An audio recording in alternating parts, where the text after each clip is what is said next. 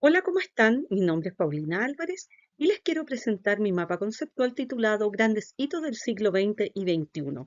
El objetivo de la confección de este mapa es mostrar lo aprendido en las tres unidades de la asignatura, para lo cual he utilizado la forma de línea de tiempo para dar un orden cronológico a los hitos relevantes ocurridos en ambos siglos, en donde predominan como temas centrales las guerras y batallas mundiales. Comienza el siglo con el Imperio Chino, con su disolución, naciendo la República China.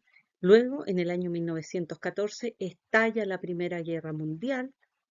En 1917 se da la Revolución Rusa, en donde se derrocan a los zares y los bolcheviques llegan al poder. En 1919 se firma el Tratado de Versalles, un acuerdo de paz debido a la Primera Guerra Mundial, y se castiga a Alemania con los costos de la guerra. En 1923 cae el Imperio Otomano, naciendo Turquía. En 1929 ocurre la Gran Depresión, el Gran Crack, martes y jueves negro, en donde se disminuye la producción, el empleo y la inversión. Después, en el año 1936, se da la Guerra Civil Española, en donde se subleva militarmente, llegando Franco al poder. En 1939 estalla la Segunda Guerra Mundial, con los bloques de los aliados y las potencias del eje, en donde Alemania cobra su revancha por la humillación que sufrió en el Tratado de Versalles. En 1945 se da la Batalla de Berlín, enfrentándose el Ejército Rojo de la Unión Soviética con las tropas alemanas.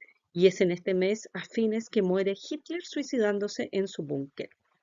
En mayo de 1945 se da el fin a la Segunda Guerra, donde ocurrió una gran mortandad y destrucción, aún más que en la Primera Guerra. En octubre de 1945 surge la ONU para poder llevar la paz a las naciones, y se firman acuerdos entre varios países. En 1947 comienza la Guerra Fría entre las superpotencias de Estados Unidos y la Unión Soviética, quedando solo dos bloques liderando el mundo. Luego se da la Guerra de Corea en el año 50, donde se divide en Corea del Norte y Corea del Sur, que está hasta la actualidad, y el norte fue apoyado por la Unión Soviética y el sur por Estados Unidos. Luego, en 1953, se da la Revolución Cubana. En 1955 se firma el Pacto de Varsovia, donde se unen militarmente los gobiernos satélites de la Unión Soviética para defenderse de los ataques occidentales. Y luego, en 1955, se da la Guerra de Vietnam, en donde se enfrenta el norte con el sur, venciendo la Unión Soviética. Y esta fue la gran derrota de Estados Unidos. 1961 se construye el Muro de Berlín. En 1962 se da la crisis de los misiles, en donde casi entre Estados Unidos y la Unión Soviética se da una guerra nuclear.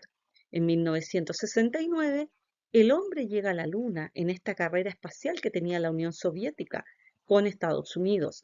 En 1979 la Unión Soviética invade Afganistán. En 1986 se da el accidente nuclear en Chernobyl. En 1989 cae el muro de Berlín.